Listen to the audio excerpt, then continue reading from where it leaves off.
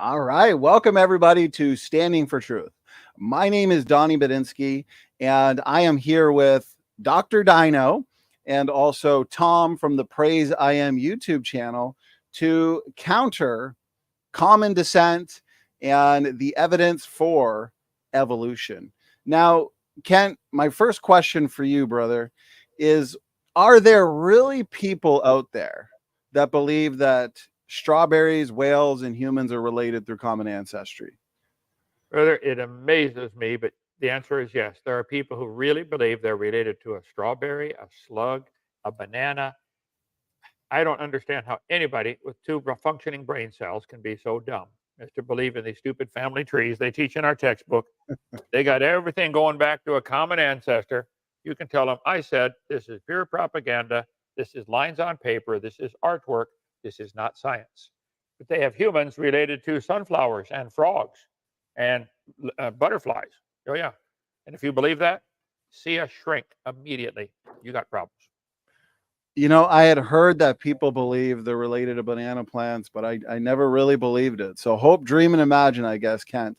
And so the so-called evidence for that, for why they believe they're related to banana plants and butterflies, as you've shown, we've got at least one article, technical paper, and a video titled Evolution, It's a Thing. Well, we are going to see about that. We're going to see if it really is a thing. So before we get into that, though, Praise, appreciate you joining here, acting as co-host. How are you today? Man, I'm doing good. I'm honored to be here with Kent and expose this fraudulent mythology that they try to replace God with our creator. Genesis account, it's really clear, 6 days. And I'm glad Ken for years has defended that, and God bless you, Ken, for all your work, all you've done. Kent, before we get into the first article, tell us a little bit about your boot camp coming up. I'm excited for that, brother. Next Wednesday starts our boot camp. We're having speakers coming for July, 4th of July, the 3rd, 4th, 5th, and 6th. We have quite a few speakers, some live here at the camp. We're in Lenox, Alabama, straight north of Pensacola, 70 miles. You come on down, visit. I think our cabins are full. We have 25 cabins people stay in, but I think we're all packed out. But it's a wonderful, amazing place. Come down and see our dinosaur adventure land. It's amazing. So anyway, boot camp, we got different speakers taking on different topics to put the nail in the coffin. The Bible is absolutely 100% true. God made the world in 6 days. It is not millions of years old. Dinosaurs lived with man. They did not live millions of years ago. And evolution is the dumbest and most dangerous religion in the history of the world. Those are the nice things we say about it. I look forward to the not so nice things we all have to say about it at the boot camp. Okay, Kent, let's get into the fun. This isn't your first rodeo. You've had over 320 debates with those defending the idea that they are related to banana plants. So what I'm going to do first is pull up this technical article, and then we're going to play this video, Evolution, It's a Thing, and we will see if it really is a thing. So here's an article, technical article, evidence supporting biological evolution. And one of the first lines of evidence that they point to, Dr. Dino, is the fossil record. And so I wanted to read a few sentences from here and then give your thoughts on it. And get your thoughts on it. So here we go.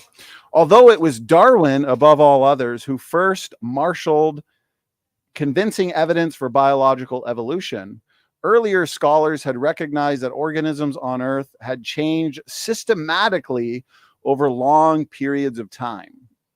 For example, in 1799, an engineer named William Smith reported that in undisrupted layers of rock, fossils occurred in a definite sequential order. And we hear this all the time from proponents of common descent, Kent, with more modern appearing ones closer to the top.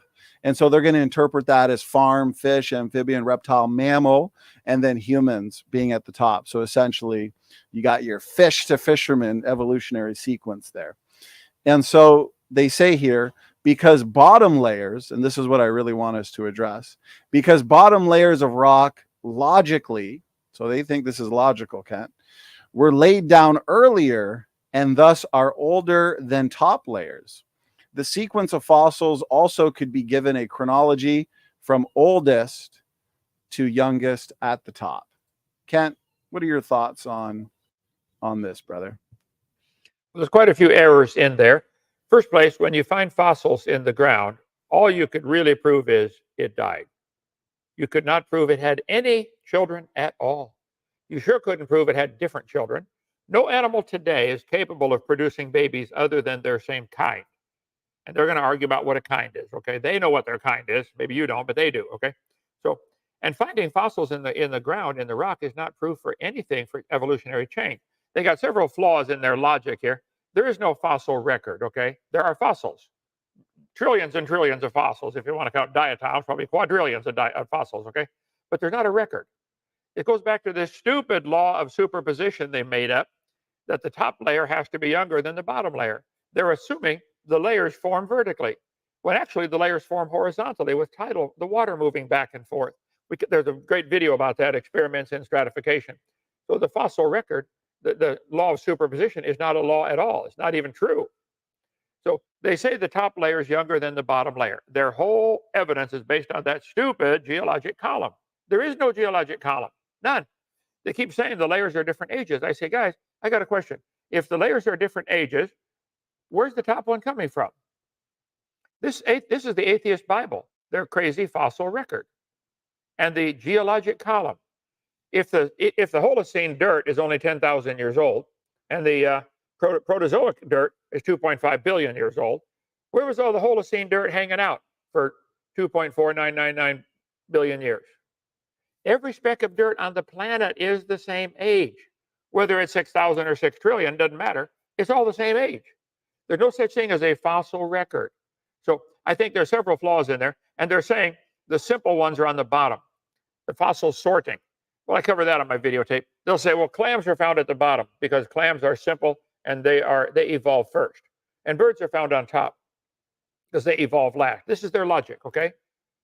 Guys, clams are found at the bottom because they're already at the bottom when the flood starts. That's where they live. Of course, they're the first ones buried. Got nothing to do with evolution. And birds are found on top because birds are the last ones to drown in a flood. They can fly around till they run out of gas, and when they do die, they float. They have hollow feathers, hollow bones. So the sorting of the fossils, it is a little true that there is a little bit of sorting.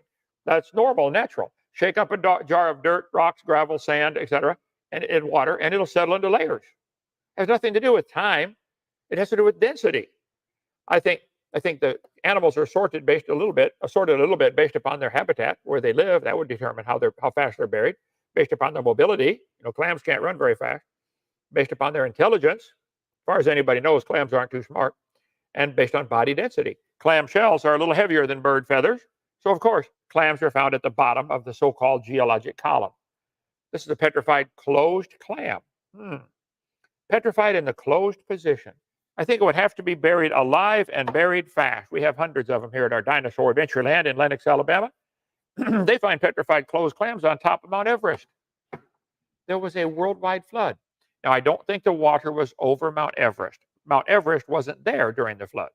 At the end of the flood, Psalm 104 tells us the mountains arose, the valleys sank down, and the water rushed off. So the mountains came up toward the end of the flood, and now the water from the flood is still here. It's in the oceans. They're huge. There's enough water in the oceans right now to cover the whole world 1.5 miles deep, 8,800 feet. So, yeah, the flood explains all the fossils, explains why there's layers to the earth at all. All these layers form because of the sorting of the water by water moving sideways. There's no such thing as a geologic column. I keep asking them, and they never answer my question. If the top layer is younger, where did it come from? Did it come from outer space?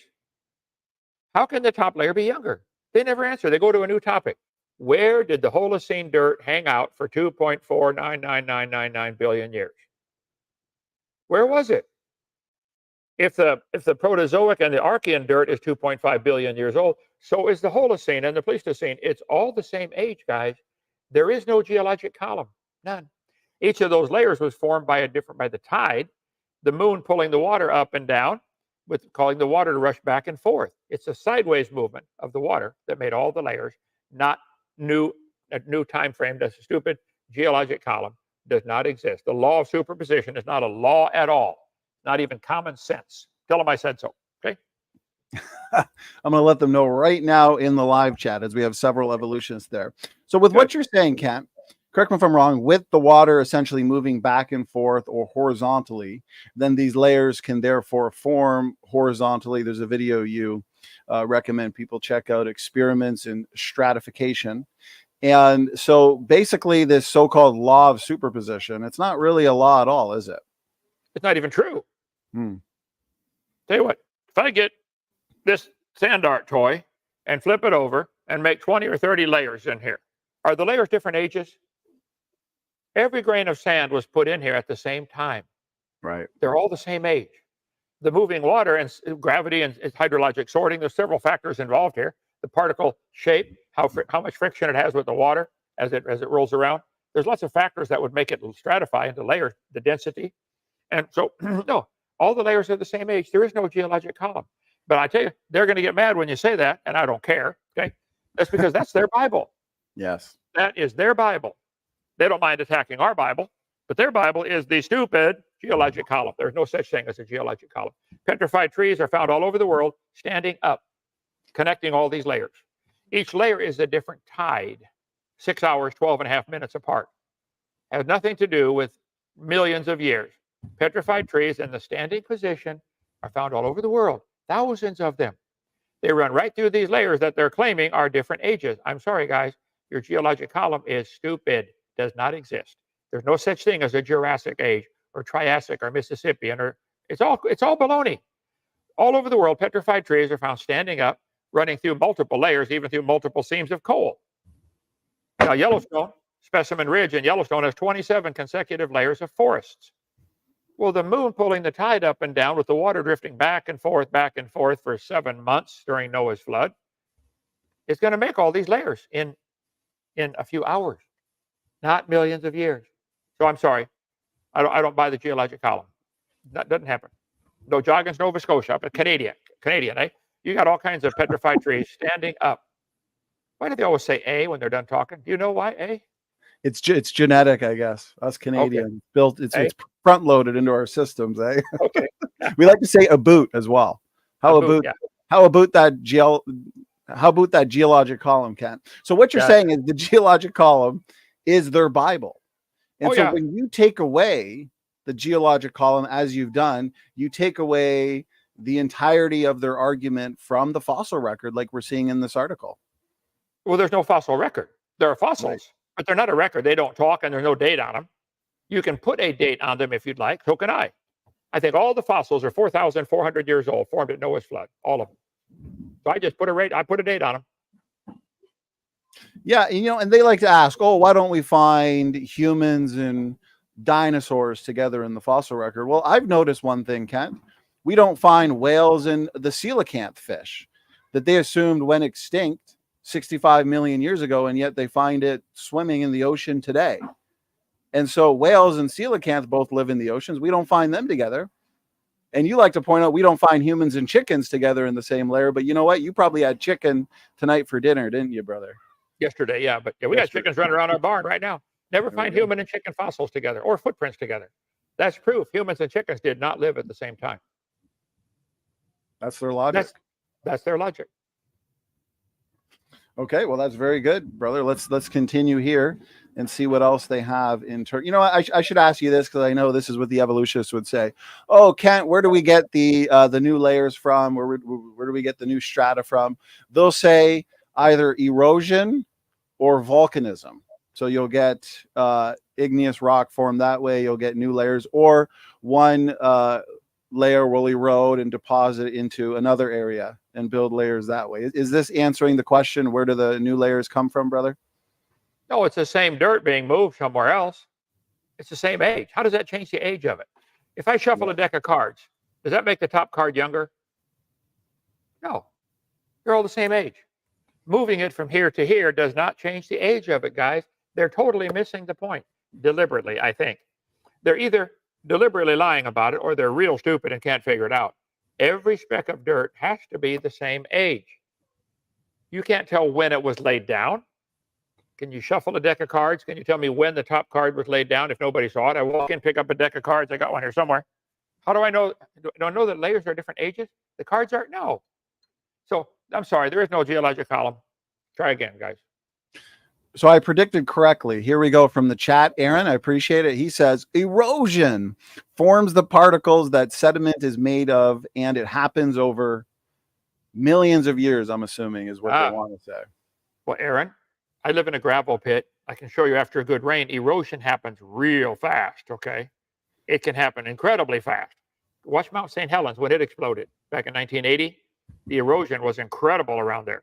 So don't tell me erosion takes millions of years. We don't know that. You can certainly know that it does not take millions of years. It takes water, and it's totally dependent on all kinds of factors. You know, is the water acidic? Is the water moving fast? The speed of the water determines its erosional power. That's why we have brakes to slow the water down coming down a big hill. You got to put piles of rocks every 20 feet. The water hits it, slows down, hits it, slows down, then it has less erosional power. So the erosional power of water is directly proportional. I'm sure there's a formula to how fast it's going and how much water there is and what it's eroding through. Is it eroding through granite? Is it eroding through sand? I live in a gravel pit. Come see the erosion we got after the rain this morning. We got a guy full-time out there on the tractor plowing, trying to keep the roads manageable, plowing, leveling them out because of the erosion. So no. And it's the same dirt. It's being moved from here to here. That's not changing the age of it. I'm sorry. There is no such thing as a geologic column. There's a hillside in France. Let's see, where is this one? Saint Etienne, France. They have petrified trees upside down, running through the layers. Wait. Did the tree grow the wrong way for millions of years looking for sunlight? Got confused? I know the French are confused on a couple things, but the trees aren't, I don't think. I think they would grow still toward the sunlight. Petrified trees in the vertical position, upside down. Sorry. They're confused. There is no geologic column. And the layers are, each one is a different tide. And the water moving sideways would form all the layers in 1 year. Watch the video, Experiments in Stratification. They show it clearly in Colorado University of how the moving water makes 10 or 15 layers at the same time. So the top layer is not younger than the bottom layer. If the current's flowing this way, there might be different age going this way, but not this way. Sorry. Just watch Experiments in Stratification. Now, I know some of you atheists are not going to even watch it because they love their geologic column. They would not consider even challenging it. They love it. So go ahead. Stay stupid all your life. So is this analogous to if in the wintertime it's snowing? I don't know if you get a lot of snow over there, Kent, but we certainly do here in Canada. And I go outside to shovel the snow from one spot to another. Let's say on the driveway, I'm moving the snow off the driveway onto the front lawn. That's just moving that material from one place to another. It's not actually creating new material or new layers. Would that be an appropriate analogy for what? Yeah, it's the same snow. We get a lot of rain, but we don't have to shovel it down here. That's right. Okay, well, very good. Let's continue here. Kent, unless Praise, did you have a question or anything you've heard in terms of objections that you wanted to raise before we move on, brother? Yeah, one objection I hear a lot is the heat problem. Like, I mean, would we say it's supernatural and something that we would explain supernaturally, or do we have a natural explanation for that? When it rains, it produces heat. It's called the latent heat of condensation. But when air expands, it absorbs heat. Get a can of hairspray or something. I think I got one right here. Okay. If you get a can, any kind of compressed gas in here, like hairspray or paint, you hold the button down and just spray. You're relieving the pressure in the can, and the can will get ice cold in your hand. How many of you have ever done that before? The can gets cold by relieving the pressure. Okay. Well, if the Bible story is true, and I believe it is, there used to be a canopy of ice over the top. I don't care what they say. I believe in the canopy theory. Some creationists don't. They're wrong. I'm right. Okay. This canopy of ice above would compress the air down into maybe 10 miles. When the fountains of the deep broke open and the flood started, that canopy got shattered. So now the air, which was 10 miles thick, let's say, pick a number, could expand out to 50 miles where it is today. The expanding air absorbs the heat. It's true the rain would produce some heat, and it's true that the movement of the continents, friction, would produce some heat. But the water coming from underneath, the pressurized water under the crust being released, would absorb some of the heat. So apparently it all balanced out because here we are. I think it worked. Yeah. The two things that would absorb the heat would be the expansion of the water that was compressed underneath, at least not compressed, but under pressure, under the weight of the rock. And you can't compress water very much. And then the air expanding. So it's not a heat problem. So as you said there, Ken, because a major source of heat and energy that they'll point to is your plates, because we would argue, correct me if I'm wrong, that a lot of the mountain building that we see did not occur over millions of years. It occurred during the flood year, during the rapid plate movements. You get the buckling of the rock strata and then rapid mountain uplift. And so with the fountains of the Great Deep breaking up worldwide, that water, you're saying, would act as a lubricant as these plates moved and slid over each other? Right. The water underneath the crust would be the lubricating factor to allow them to move until they collapse into each other.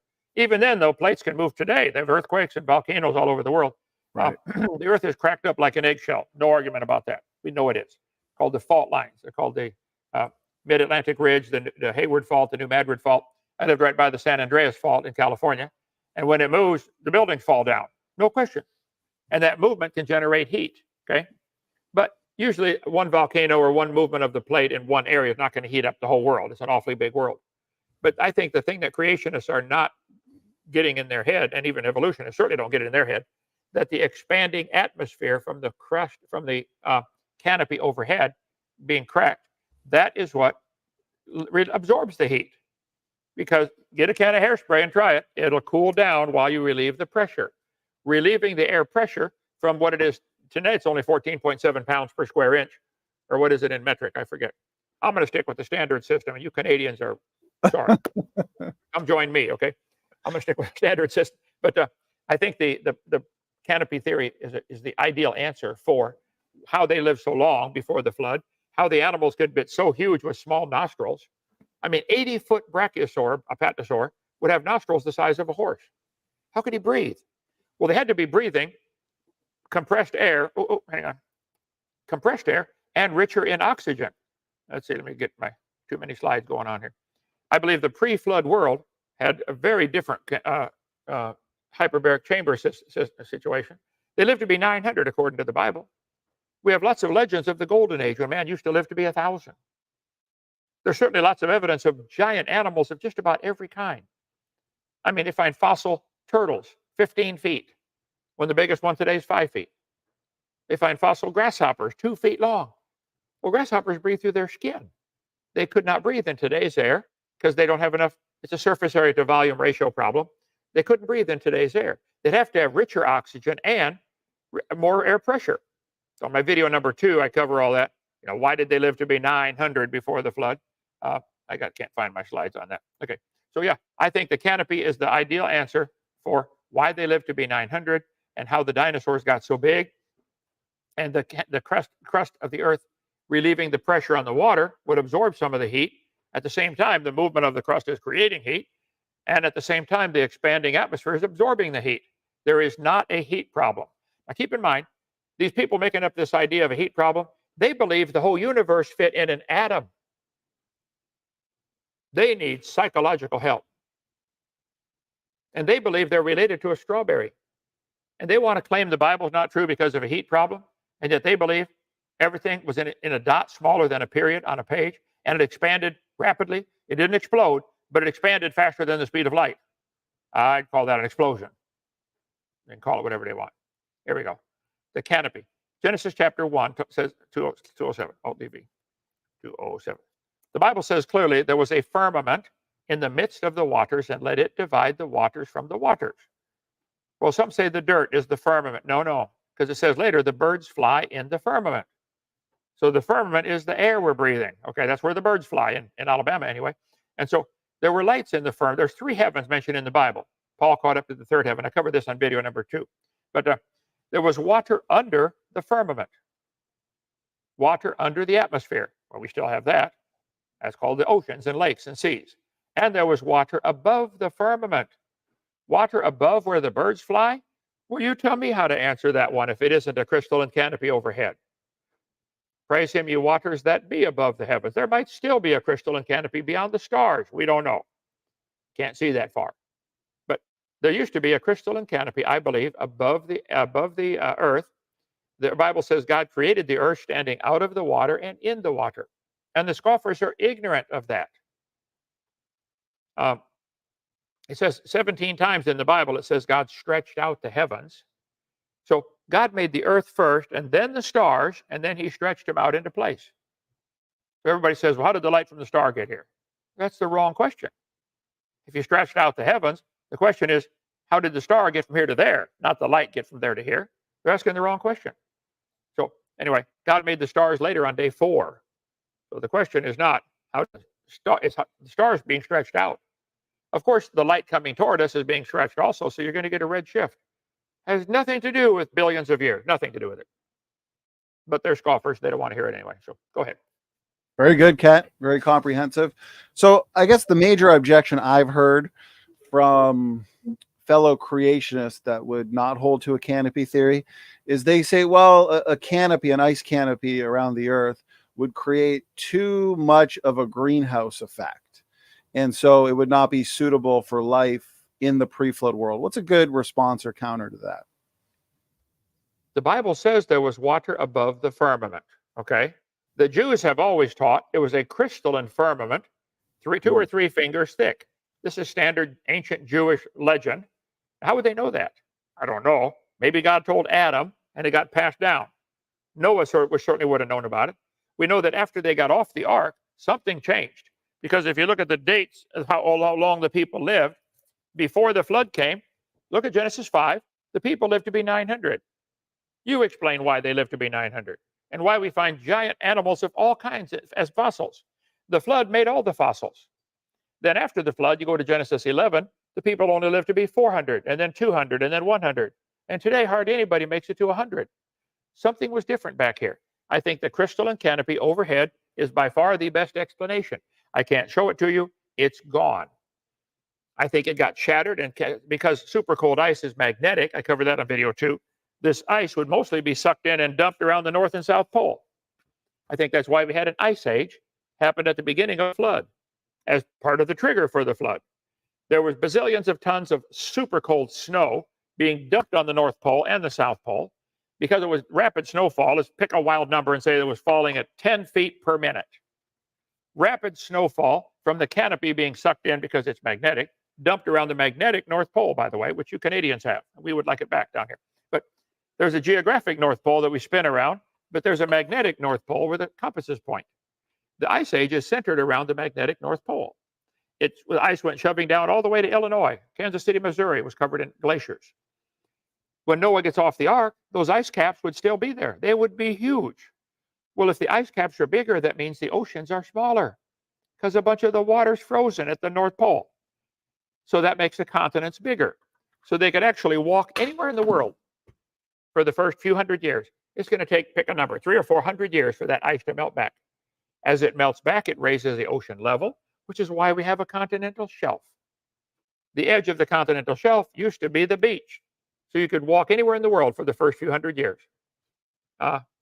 Yes, I believe there was a crystalline canopy overhead. It would block some of the UV light. It would increase the air pressure. It could have been held up like an inflatable building. Could have been held up like by the Earth's magnetic field. The super cold ice is magnetic. Okay, and that ice canopy would be shattered, and then the air would expand out, and that absorbs the heat. There is no heat problem. I think the atheists have a common sense problem. You want to squeeze every atom in the universe into a dot smaller than an atom, which is what they teach. I think that's real stupid. I'm sorry. There's no kind way to tell them. Very good, Kat. And I see critics in the chat mentioning limestone in relation to what we've been talking about rapid formation of these layers, Kent. And we've seen in flume experiments, John Mackay, a creationist geologist in Australia, and his strata machines, they've seen rapid layers form, and that includes limestone forming in these strata machines. So there's no material on this earth that we can't explain due to the flood and the young earth creation model. Is that right, Kent? I don't know of any. Now ask them, do they believe all the limestone in the world, and there's a lot of it, do they believe all the limestone in the world fit in that dot smaller than an atom? They'd have to admit yes. Why don't they look in the mirror and say, why do I believe something so dumb? Who taught you that anyway? And why were you dumb enough to believe it? And now are you going to be man enough to admit, wow, that's stupid? No, they won't. They're not going to hang on to that because they like it. See, they like the idea of not having a God tell them what to do. They like that very much. Okay, do what you want. And they like to focus on what they believe are challenges, that we have answers available, rather than addressing their own challenges to their position, as you've been pointing out, Kent. So, yeah, go ahead.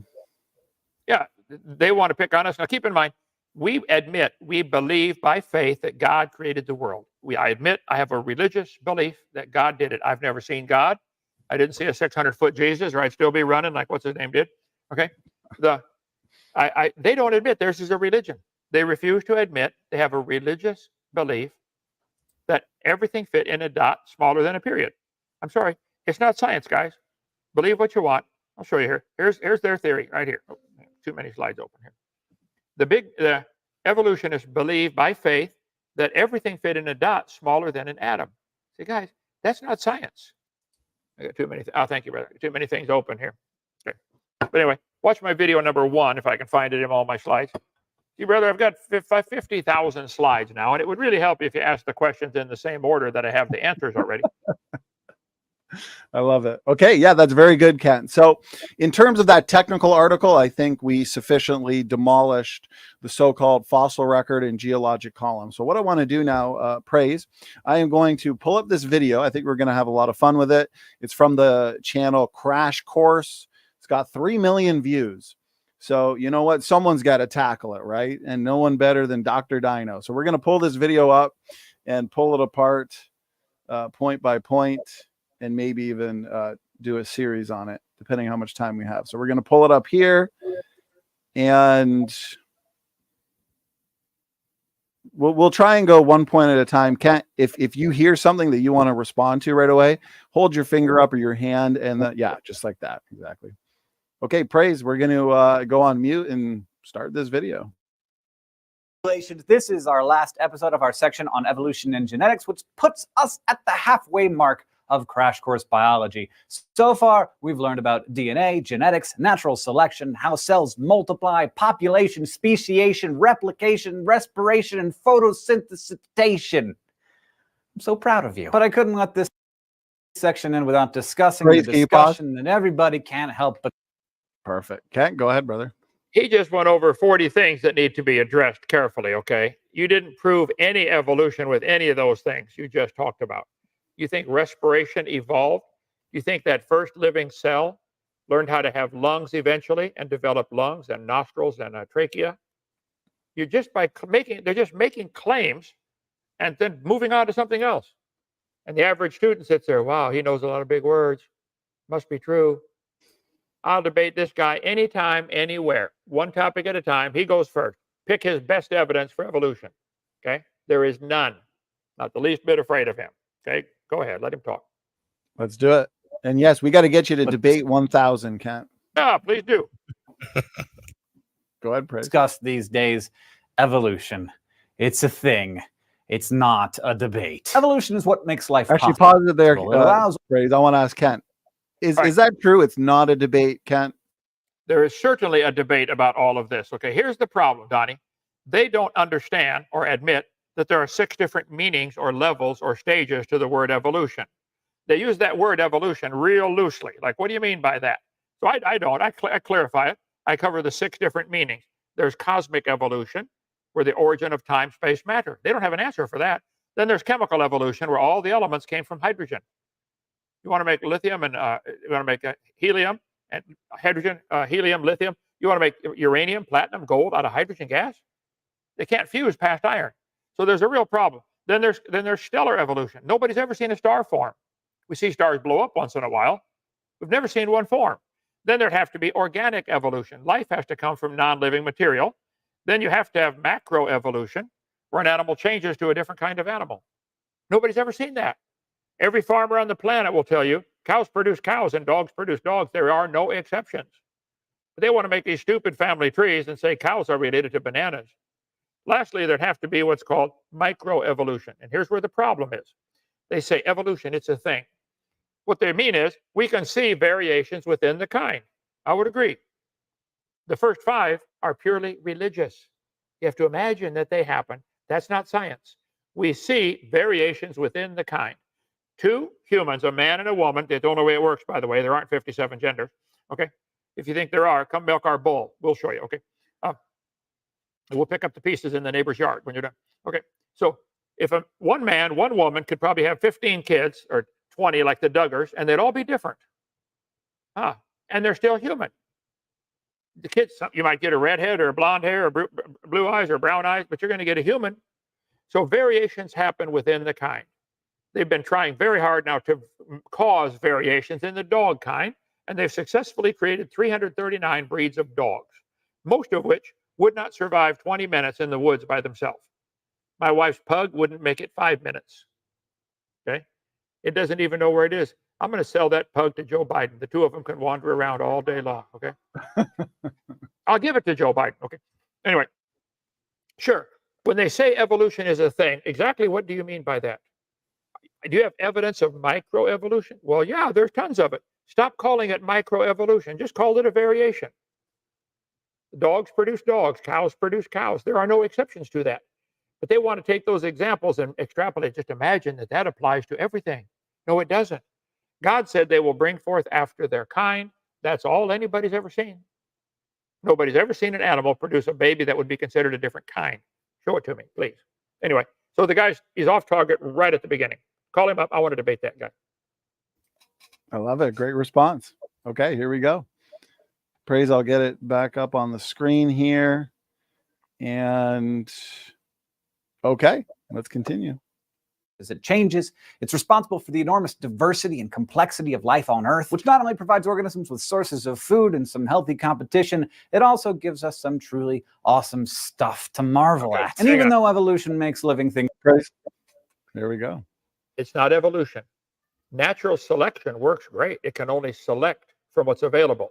And if you turned all the dogs in the world loose in Alaska, come back in 5 years, only the ones that had thick fur would survive the winters up there. It didn't create anything. They already had fur. It just selected those with long fur.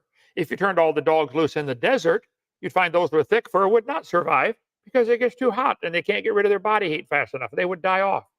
So those with thin fur, like a dingo or a greyhound, they would survive in the desert environment, and a wolf-type animal would survive in the Alaskan environment. It's not creating anything. It's selecting something already available.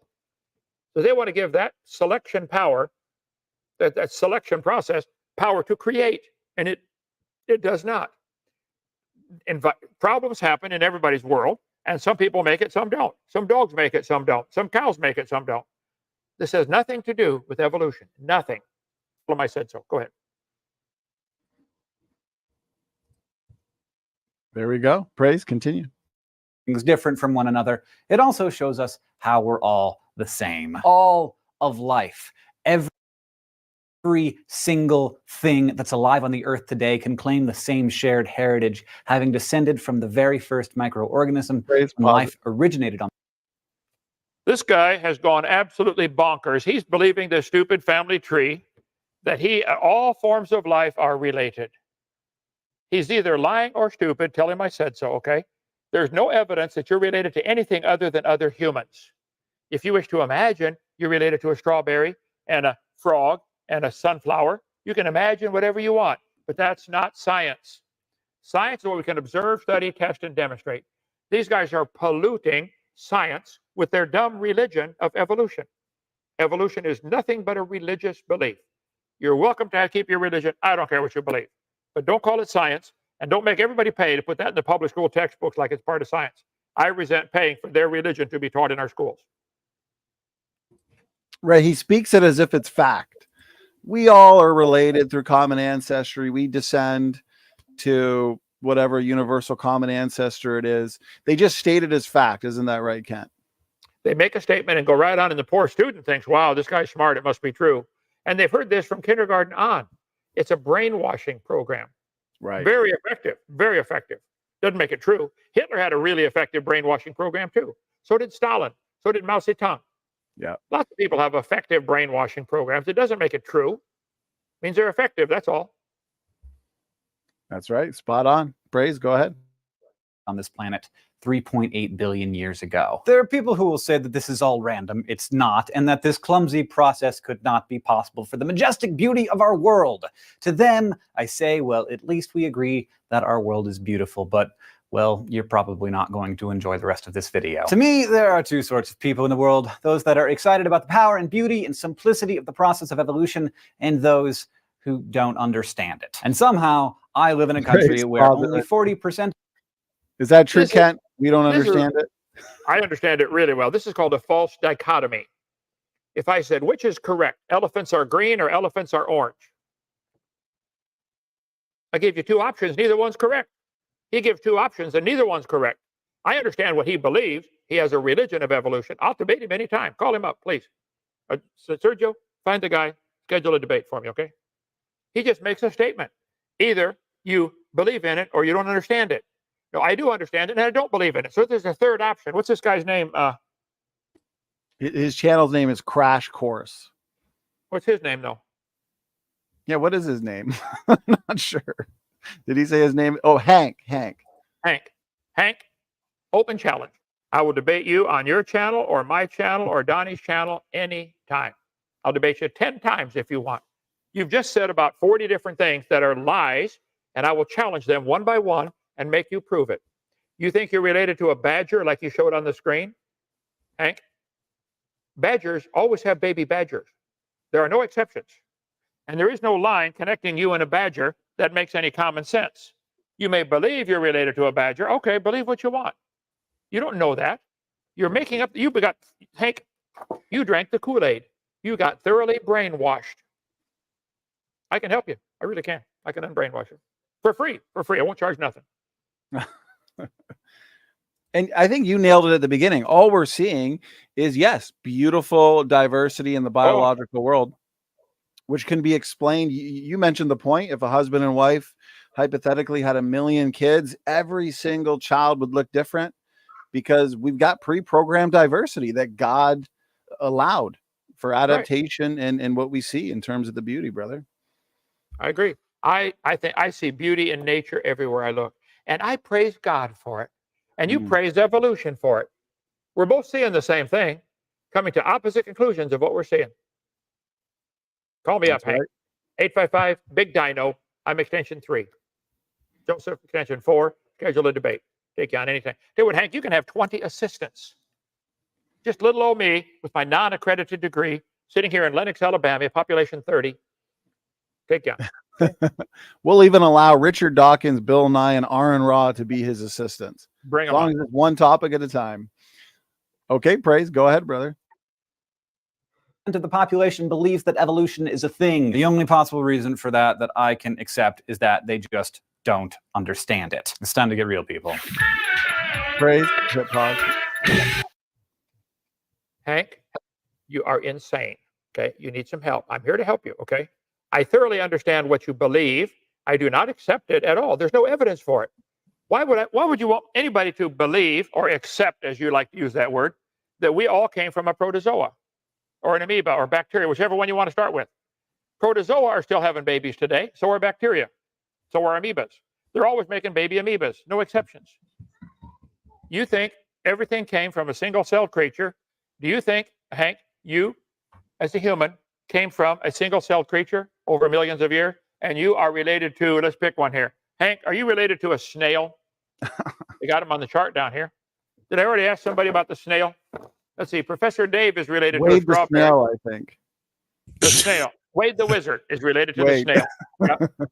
And AJ is related to a mosquito. Oh, yeah, he said so. Yep.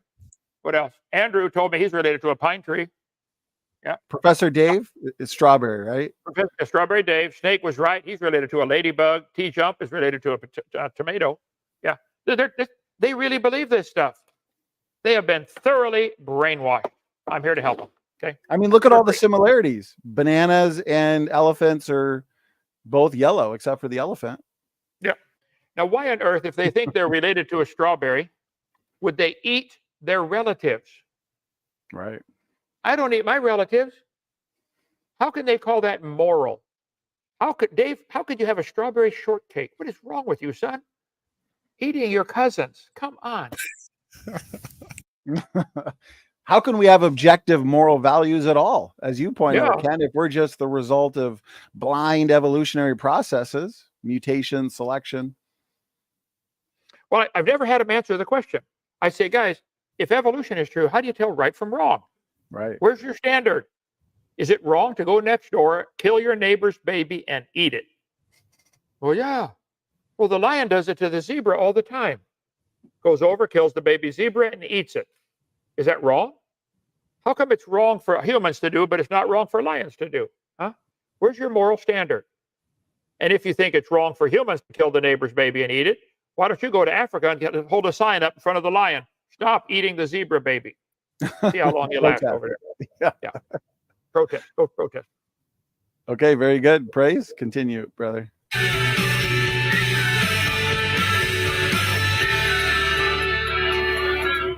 First, let's understand what we mean when we talk about the theory of evolution. Evolution is just the idea that gene distribution changes over time, which is an indisputable fact which we observe all the time in the natural world. But the theory of evolution is a large set of ideas that integrates and there are variations within the genetic code. Now, Hank, listen to me. Here's what you will never understand or admit. There are limits to that variation. There's a variety in the gene code for dogs, there's a variety to make 339 breeds of dogs. They now have a dog 45 inches tall and a dog 4.5 inches tall. Teacup Chihuahua. There's a limit, Hank. Now look at me. Pay attention. Focus, Daniel son. I taught students that were dumb for a long time. Okay, now listen. There are limits to the size of the dog. Hank, do you believe there will ever be crossbreeding dogs and get a dog as big as a whale? Did you know there are animals as big as a whale? Anybody want to guess what it is? A whale. A whale. Do you think they'll ever get a dog as small as a flea? There are animals as small as a flea, called a flea. Yes, there are variations within the genetic code, but they're limited, and you guys do not understand that at all. You think these variations can just go forever and turn your amoeba into a whale and a human and a frog. You're insane. Certifiably insane. Sorry. You need to see a shrink. They need to get you one of them long sleeve jackets that ties in the back and put you in a rubber room for a while so you don't hurt yourself. Ken, I like that you noticed, in a way, the deceit. He says those who reject evolution or deny evolution simply don't understand it. Then he goes on to say something we agree with. By evolution, we simply mean changes in gene frequencies or allele frequencies. Okay, if that's all you mean by evolution, we don't have a problem. But changes in allele frequencies over time, Kent, does not equate whales and banana plants are related. That's where they try to sneak in. They use a fact that there's variations within the kind. That's a fact. Right. And they try to sneak in and say, see, boys and girls, over millions of years, that means everything's related. First place, you don't have millions of years to work with. Secondly, even if you did, it wouldn't work. They've got bacteria experiments now going on for thousands and thousands of generations. And they always produce baby bacteria. No exceptions. They might become resistant to a certain pesticide or certain insecticide, or insects might become resistant to that, but they're not creating anything new. Nothing new at all. The bacteria that have become resistant to antibiotic are still bacteria. That doesn't prove they're related to a whale or could turn into a whale. So this is where this guy's deceitful. Okay, he probably really believes what he's saying. He's been deceived. He's been deceived. I'll help him. Call him up. And those changes you talk about with those so-called beneficial mutations, Kent, usually, as you've pointed out in the past in your presentation, they're typically reductive, loss of function, breaking down of pre-existing systems. That's not going to take your fish to fishermen over time. Okay, Praise, go ahead. Explains a huge mass of observations from different disciplines, including embryology, paleontology, botany, biochemistry, anatomy, and geophysics. In everyday language, the word theory means Ken, let me just unmute you real quick. Okay, you're good. He goes and names off a bunch of branches of science as if that's supposed to be proof. Calling out the branch of science does not prove that it supports your evolution theory. And to claim embryology supports it, Hank, you are way behind on your science, or you're lying. Embryology does not support evolution. The study of babies before they're born, embryology, embryo means preborn, and ology is study of. If you're using Haeckel's drawings, you're 150 years behind the times. In 1874, Haeckel's drawings were proven to be fraudulent. He lied, okay? And he was a good artist, and he deliberately lied and admitted it, okay? So I'm sorry, calling off these names, embryology, geology, come on now. Let's go one at a time, Hank. Bring it on, anytime. What's your best evidence for evolution, one at a time, and don't just do this rant where you just run off and name a bunch of names. I'll stop you each single word if we have to. You did not give any evidence for evolution. There is no evidence for evolution from any of those branches of science that you named. So you're being deceitful, Hank. You're lying, okay? Go ahead. And it's funny how he named all of those branches of science, Kent, after giving a definition for evolution that we would agree with, changes in gene frequencies, and then goes on to deceive the children by saying, and we see evidence for this in embryology and biology. And again, that doesn't equate whales and pine trees are related, as you pointed out, Kent. Well, look at the sentence on the screen. In everyday language, the word theory means a hunch. Here's the way science works. You come up with a hypothesis, which simply means a guess. Why do things fall? Oh, well, I have a theory that maybe there's some force pulling this down toward the earth, okay? Then you, if you do some experiments and it gets a little bit of evidence to back it up, it's considered a theory. Wow, so far our theory has not been disproven. Then it becomes a scientific law if after extensive length of time being a theory and you can't find any evidence against it, it becomes a law, like the law of gravity, okay? So evolution is not a theory. Evolution is a hypothesis. It's a guess. It's not even graduated to the theory level. And it's certainly not a law. Nobody's ever seen a dog produce a non-dog or a cow produce a non-cow. I'm sorry, it's not science. What he's showing here is microevolution, which certainly happens, and wanting everybody to believe that that's evidence for everything. All the dog breeders in the world will tell you dogs make baby dogs every time. Might get a big one or a little one, but you're going to get a dog, and there's a limit to the variation. There's dogs now 45 inches tall or whatever the world's record is. I don't care. Are they ever going to get a dog as big as Texas or as big as the universe? Is there a limit? They will finally admit, well, yeah, there's a limit on size because of gravity. Okay, there's a genetic limit for dogs. You may get dogs from North America, China, Europe, different kinds. But the dog, wolf, and coyote are probably related. I don't argue about that. But they want to think they're related to a banana. The Bible says they will bring forth after their kind. That's all anybody's ever seen. That is science. Darwin's theory, the origin of species, is not science. Coyote and dogs can mate. Let's see, wolves in eastern United States can mate with coyotes. Okay? They're still the dog kind. Okay? Coy wolf. Okay? Coyotes and wolves can mate. Coy dog, coyote dog hybrid. All right? I don't argue with that. It's still the same kind of animal. It's got fur on the outside, nose on the front, tail on the back, four-legged drive or four-wheel drive. It's still a dog kind. 3 species and 40 subspecies of wolf. Okay? I don't argue about that. And they might have had a common ancestor called a wolf. All these are probably in the dog kind. Noah probably had 2 dogs on the ark. He certainly did not have a Chihuahua. Okay? Somebody had a lot of time on their hands and created the Chihuahua, which wouldn't last 5 minutes in the woods. So there's no question there's variations in the kind. Is the word kind in the Bible the same as family or species or genus? I don't know. I don't care. I don't think the animals care. They don't care how we classify them. This whole classification system is us putting our classification on them. We've decided to classify our tools in our shed where we have the hammers in one spot and the wrenches in a different spot. The tools do not care how we classify them at all. Okay? And the dogs don't care how we classify them. None of the animals care. We get all excited about it. Whoa, we got a new species. They don't care. Tell you what, turn them loose in the woods. They know what their kind is. They go look for the same kind to mate with, and they don't even know what they look like. But they know what to look for. We got our sheep in the North 40 and our cows and our donkeys all mixed together. And the donkeys show no interest in the sheep at all for mating. None. They know what their kind is. The only ones who don't seem to know what their kind is are those in San Francisco and places like that. But anyway, go ahead. No, that's good, Ken. And just because we see an impressive level of variation in dogs does not mean that dogs today have descended from a bacteria-like organism billions of years ago. And that's where they're going to try and sneak that in. Look at all these amazing variations in dogs. That must mean they're related to a bacteria. No, that's where they go into imagination land. Isn't that right, Kemp? That's right. Now, this guy's program is only 11 or 12 minutes long. Can you send Joseph a link or send me a link?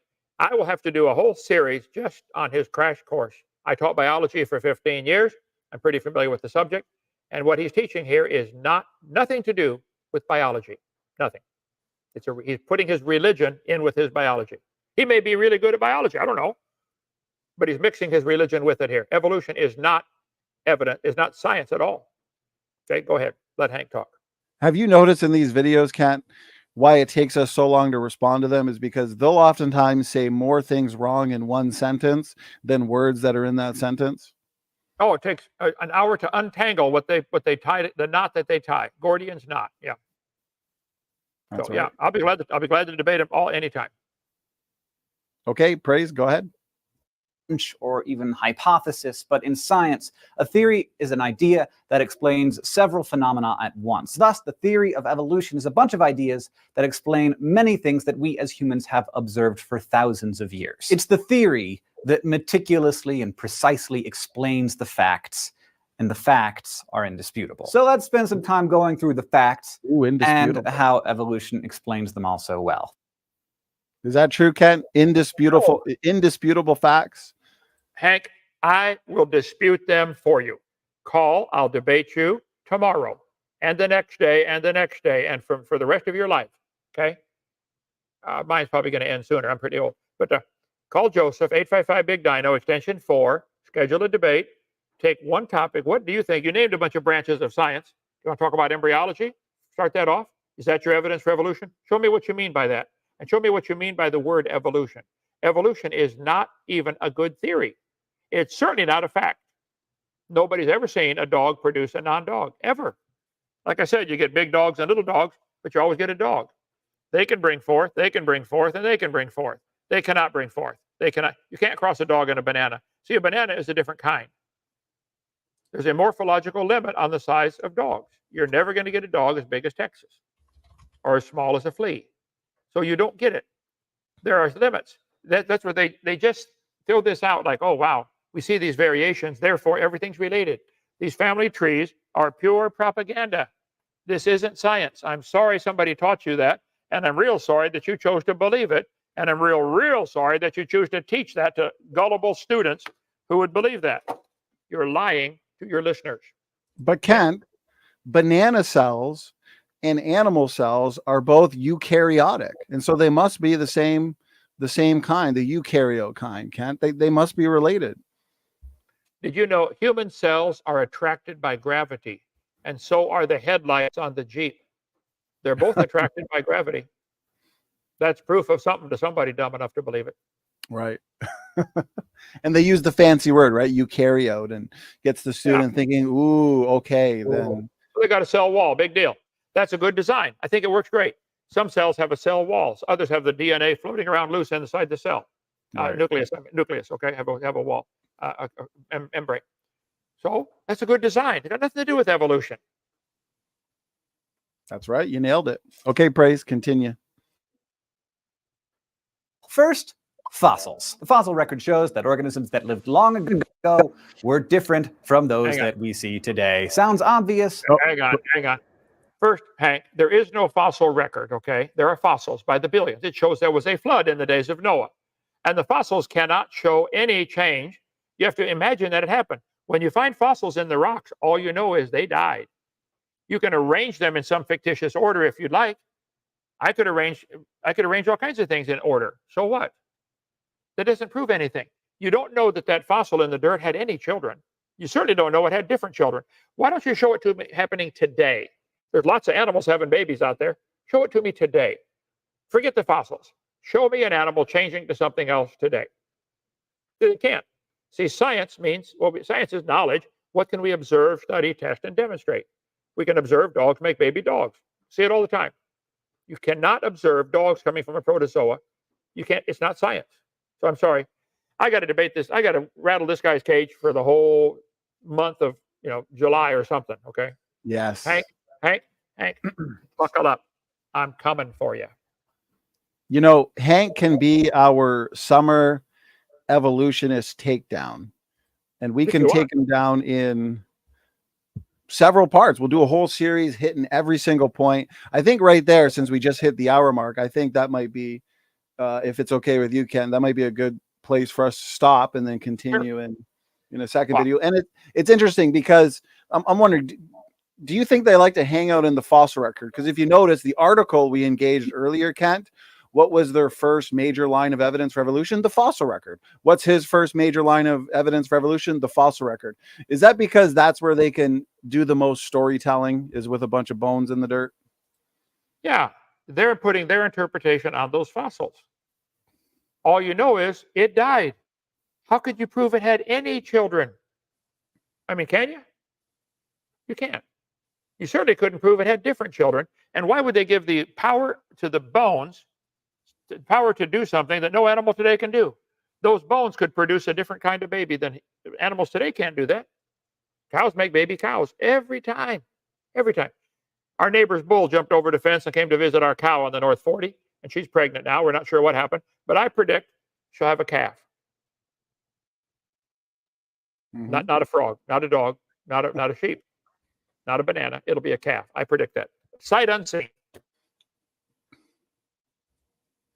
Well, I think that's why when they say, oh, but the law of monophily, that creatures never outgrow their ancestry, that's more consistent with the creation model. Can you speak to that? Because we believe all dogs today go back to a dog archetype, which goes back to dogs at creation. Yeah, they never outgrew their ancestry, but they believe dogs today, over billions of years, descend from a bacteria-like organism. Well, how did the bacteria outgrow its ancestry? Right. If they talk about the law of monophily, then bacteria always make baby bacteria. They don't turn into whales. But they teach they do. They don't believe in their own law of monophily. Sorry. Right. Something big happened there. Even your evolution from prokaryote to eukaryote. Where's the ancestry there? Yep. And so a lot of evolutionists like Richard Dawkins, he'll point out, well, macroevolution is just microevolution over time. Lots of microevolution equals macroevolution. And therefore, bacteria-like organisms can evolve into whales, humans, banana plants over time. What's a good response to that, Kat? Well, that's an example of his religion. He can believe that if he wants, but he doesn't understand what science is, apparently. Science is the study of things we can observe, study, test, and demonstrate. So the word science means knowledge. What do we know? We know dogs produce dogs. We see that. We do not know that dogs came from a protozoa and are related to a sunflower. We don't know that. You can believe that, but that's not science. That's right. Praise, anything you'd like to add? Any final questions you'd like to get in there before we start wrapping things up? I know a lot of people want to head over to the presidential debate tonight. Should be fun. Yeah. Praise, go ahead.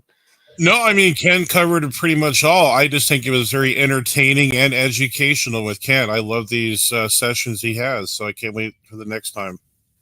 Amen. We're going to continue addressing Hank. I'm looking forward to it. Here's a couple questions that came in, Ken. Joshua Pinkham. This came in a while ago, but I managed to save it. He's going back to the ice canopy, and he's just wondering how the sunlight theoretically could come upon the earth. Well, sunlight goes through a couple inches of ice, especially if it was crystal clear ice, a crystal canopy. The Jews have taught it was a crystalline canopy.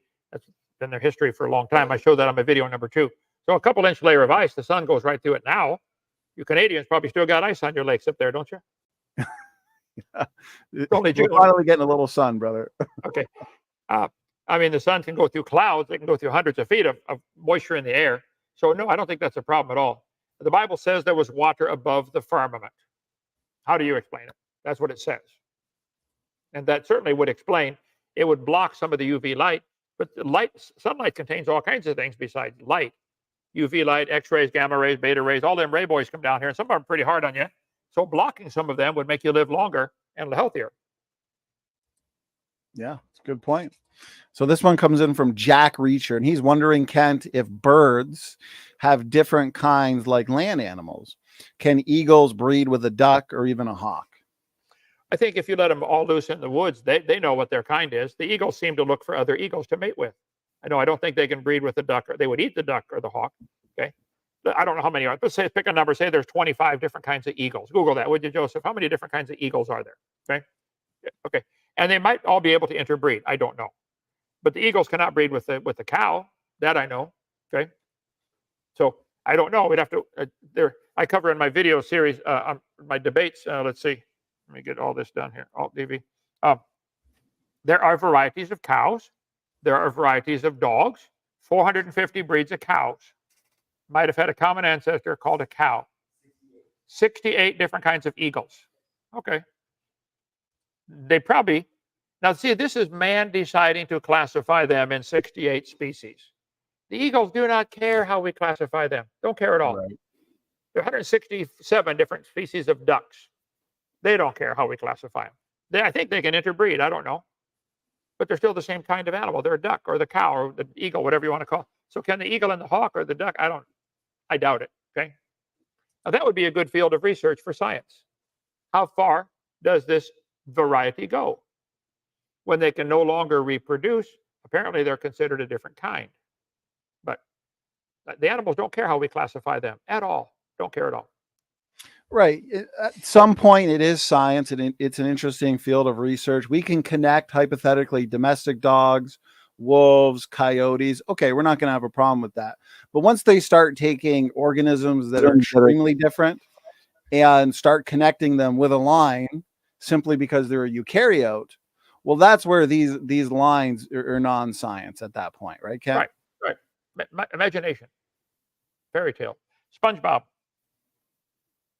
Evolution is SpongeBob heaven. That's right, brother. Okay, well, I think we're good. We've addressed the questions. We've gotten through a few minutes of Hank's video. I've enjoyed it. Kent, he will discuss the fossil record and whale evolution a little bit, so maybe we can continue that at some point in the future. And so, Kent, let's hand it over to you for some final words, final thoughts, anything you'd like to leave us here tonight. Well, the much bigger picture is, the obvious conclusion is, somebody made this world. There's only two options. Somebody made the world or nobody made it. And the evolutionists are so desperate to reject the idea of a God and accept the idea that the world made itself. And we're just cosmic accidents. And therefore, there's no rules. See, if God made the world like he said he did, then he owns it.